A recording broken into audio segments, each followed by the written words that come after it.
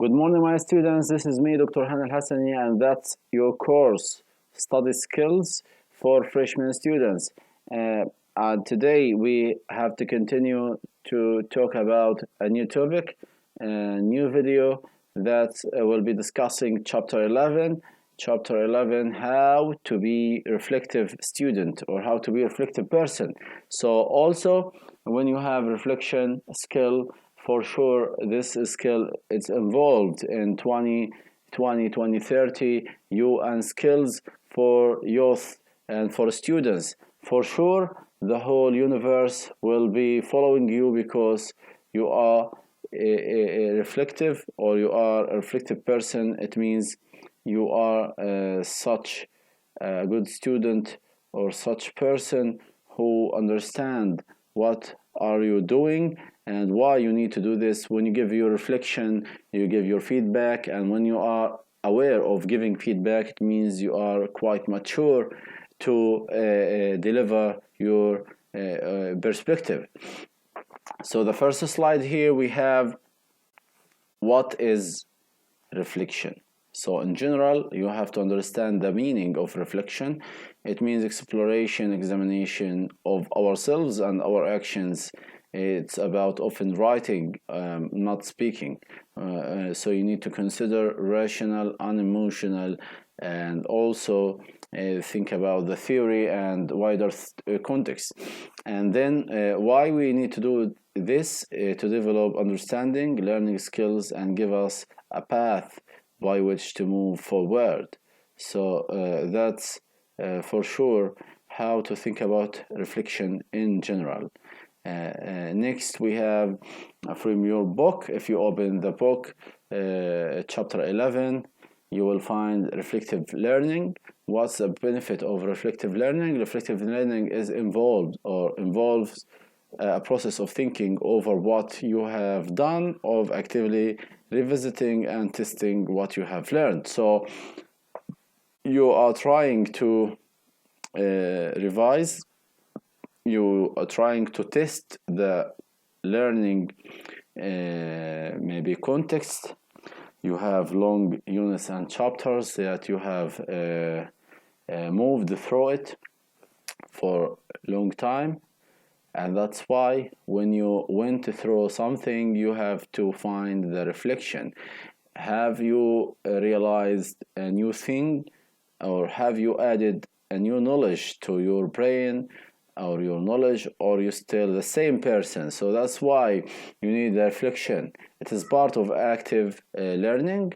When we talk about active learning, we talk about how we use new strategies of learning by maybe technology, by being more active in discussion and speaking more than listening. So you are not a listener, you are a speaker. With each chapter, we ask you to think about what you need from this chapter and why we get this chapter. And we ask such question, we design to you such activity for your engagement. So that's how we think about reflective learning. You have to understand it's about the process of thinking. When we are sharing reflective learning, it's a process of thinking.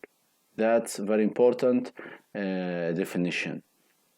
To continue, after the chapter, we want you to actively review the learning. So when you are doing the review, you are revising. You are trying to understand which is the most important or the most difficult point that I have to think. What did I want from this, and what have I gained? Where and how will I use what I have learned? So you could think about all these issues when you are studying or learning. And without this active reflection, there will be no learning. It means you will not be upgraded, you will not be progressed in your own learning. Beyond the revision cycle, when we talk about revision cycle, it means you study the chapter after maybe the lecturer or your teacher finish such a topic or chapter. So active revision equals successful study. Without revision, there will not be a successful study. Hard work is wasted work. Some students, they share this kind of topic or this kind of quotation, they say hard work is wasted work. And because without revision, nothing will or nothing was learned in the first place. So you need to understand that revision starts from day one and should be ongoing. It means today I'm taking 2 chapters. So if I did them back home to study them immediately, I will forget what I already have been taking. So we need to actively choose what to learn from every lecture, seminar, or piece of reading. That depends on you and the observation that you make through the lecture. And this is different from exam revision because it's learning for your life. It's not learning for such a moment. To back again for the same point, we have here a reflective learning log or a blog, both. It's a form of reflective writing. So when we talk about reflective learning log or blog, you are opening a free page which called blog. You can check it out on the internet. How everyone could have a blog to share knowledge and thoughts and information, or maybe kind of arguments with others, and people will recognize your personality from this blog. So it's a form of reflective writing that will help you to understand, learn, and write about your course material. So that's for sure good point. And then beginner guide to reflective learning. When we have a reflection, we have to understand there will be 10 parts. It's very important here to understand the 10 parts. What, why, learned, illustrations, reaction, success or successes and problems, link to assignment, reading, writing, and finally goal setting. So we have 10 parts for reflection. We need to think of each one separately. Why? Because this kind of information or this kind of 10 parts, it will lead you to be better or the best in reflective learning. You can write briefly in short paragraphs or use better note format. So you could either follow 2 formatting or 2 ways. One is short paragraphs, another pattern note. This is important because to be concise and focus, use words and phrases and color cartoon. This for helping you to be more effective in reflective learning. Next, so we try here to deliver information of each 10 parts for reflection. So the first one, what? When we ask what, make a brief notes of what you need or what you did, the lecture or seminar that you attended, the reading that you have done, and why. Make a brief analytical notes. Why did you do it? Why? So when you ask why, always when you ask why, there will be more extra information, explanation, and maybe you have to show your justifications. So if a lecture or seminar was the lecture trying to achieve, why did they run that session? What did they want, and how was it useful? What learning outcomes did it cover? So all this question you could ask yourself why you are doing something, and you move from being a passive to an active learner. So when you move from passive to active learner, you are doing the change that we need behind the whole session of reflective learning. Next, we have learned. So make brief notes on all that you think that you learned from the lecture. So you put the points, you put the cases, how you acquire or you understand them. These notes, it will increase your learning conscious, and also when you are trying to do the quantity and quality of your reading or learning, you will try or you will feel you already improved. And when you do this, you can understand how you can close the book and how you can back to your book when you need to review such detail very quickly. And here we have kind of illustrations, so you could see a picture which looked like a very nice picture.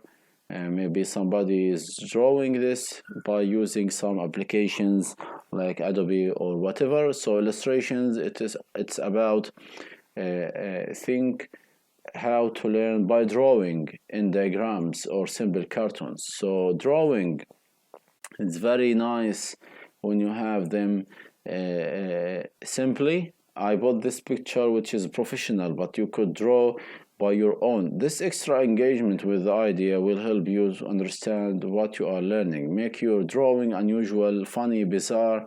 Bizarre means strange, and this will make it memorable. So when you want to memorize something for your reflective learning or for your reviewing, you have to draw, and we mentioned this in the previous chapter. I think in chapter 9 we talk more about the drawing. We have also here reaction. When you make brief notes on your emotional response, the reaction that you share your head or your brain, that I'm happy to read this, I'm feeling I'm down, or I feel I'm enjoying reading this. So this kind of reaction will help you for better learning. And the reflection allows you to notice where you are strong and where you are feeling weak, and this means you can choose modules and teaching and learning strategies that suit you. You can avoid facing such problems when you have such a very difficult or very problematic issue. You could avoid it by maybe making a group presentation or playing a game, and that's how you avoid a problem with others. Successes and problems, number 6. So it is too easy just to focus on our failings. Sometimes we need to talk about our failures more than our success or our achievements. But why? So you need to understand that without failures you won't be a successful person. That's for sure a quotation from many people around the world who share their experiences. And you can check here what bits didn't you understand, which bits were confusing or difficult. So you ask yourself which parts that you feel is problematic and you encounter with such a different situation. Number 7, link to assignment. Consciously think, how will I use this into my assignment? So when you give a reflective or you need to write kind of reflection of something, you need to use already the knowledge that you gain into the assignment, and that's the main target that we are looking for from the beginning. And here, when you use the information in your assignment, it means you learn better than others. Reading here, number 8, what will you now, or how you read now and when and why. So you are trying to find such theories. If you do it, you will be better. And here, if you do an active reflection, you will see the point of reading actually doing it. So finally, we have 9 and 10, writing.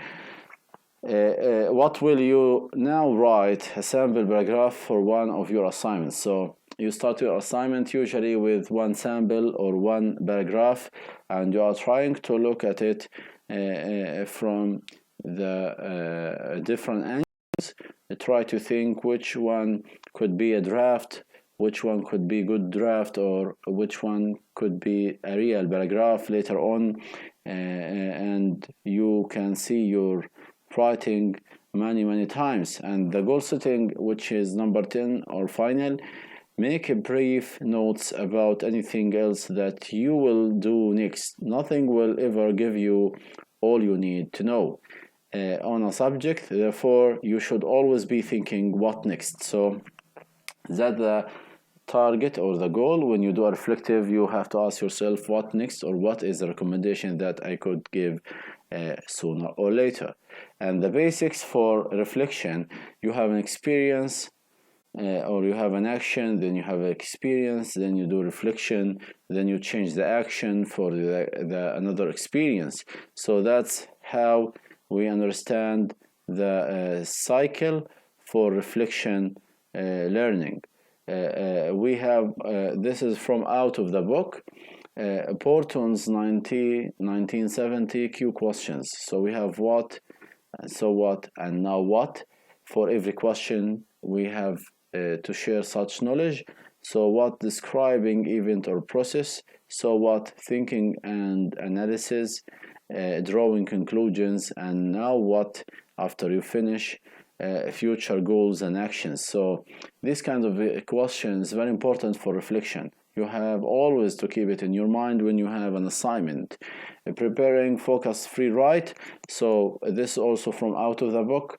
You need to find such techniques, like start from the incident or experience itself, and then write 5 to 15 minutes without stopping. If you stop, it means you will not be very quick in such an activity. So you need to do it very quickly. Don't worry about grammar, spelling, and punctuation or anything else. Try just to write. Don't think too much about grammar, spelling, and punctuation. If you wonder of the topic, don't worry. Just bring yourself gently back. When the time is up, skim through for any interesting, useful words, phrases, ideas, or thoughts. And the point here, free writing, it comes by Peter Elbow. So free writing, it's kind of strategy Peter Elbow created. He asks you just write without thinking about anything else. Reflective writing assignment may use specific models, and such specific structure usually follows basic phases: descriptive, analytical, looking forward, where, what, now.